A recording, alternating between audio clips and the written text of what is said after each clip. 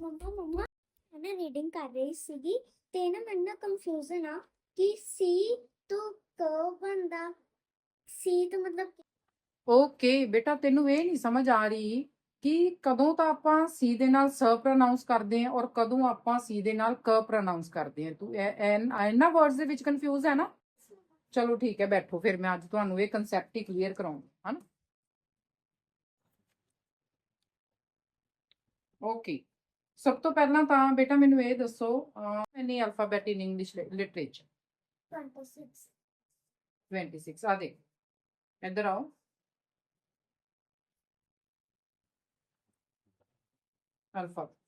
alphabet ਕਿੰਨੇ ਹੈ? 26। and do you know how many vowels? ਬੋਲੋ। 5 vowels very good, 5 vowels। ਔਰ vowels ਤੁਹਾਨੂੰ ਪਤਾ ਕਿੰਨੇ ਹੁੰਦੇ ਆ? E E I O O U U means A E I O U। बोलो ये कौन कौन से vowels हैं? बोलो। A E I O U and do you know how many consonants? yes बोलो। 21 21 consonants, very good। 21 consonants ਉਹ ਹੁੰਦੇ ਆ ਜਿਹੜੇ ਕਿ ਵਾਊਲਸ ਨੂੰ ਛੱਡ ਕੇ A E I O U ਇਹ 5 ਅਲਫਾਬੈਟ ਨੂੰ ਛੱਡ ਕੇ ਬਾਕੀ ਜਿੰਨੇ ਵੀ ਅਲਫਾਬੈਟ ਰਹਿ ਜਾਂਦੇ ਆ that is called consonant। Okay, ਬਾਕੀ ਜਿੰਨੇ ਵੀ ਉਹ ਰਹਿ ਗਏ, ਕਿਹੜੇ ਕਿਹੜੇ ਰਹਿ ਗਏ? ਜਿਵੇਂ B C, A ਤੋਂ ਬਾਅਦ B ਰਹਿ ਗਿਆ, ਦੇਖੋ C D F so on। मतलब A E I O except of A E I O U all are consonants and number of these consonants 21। okay, ਚਲੋ ਨੈਕਸਟ ਹੁਣ ਤੁਸੀਂ ਮੈਨੂੰ ਬੇਟਾ ਇਹ ਦੱਸੋ ਸਭ ਤੋਂ ਪਹਿਲਾਂ ਕਿ ਤੁਹਾਨੂੰ ਕਨਫਿਊਜ਼ਨ ਹੈ ਸੀ ਜੋ ਹੈ ਸੀ ਦੀ ਸਾਊਂਡ ਸਮ ਟਾਈਮ ਆਪਾਂ ਕ ਦੇ ਨਾਲ ਯੂਜ਼ ਕਰਦੇ ਆਂ ਔਰ ਸਮ ਟਾਈਮ ਆਪਾਂ ਸੀ ਦੀ ਸਾਊਂਡ ਸ ਦੇ ਨਾਲ ਯੂਜ਼ ਕਰਦੇ ਹੈ ਨਾ। when means when we use C sound with K and when we use C sound with S।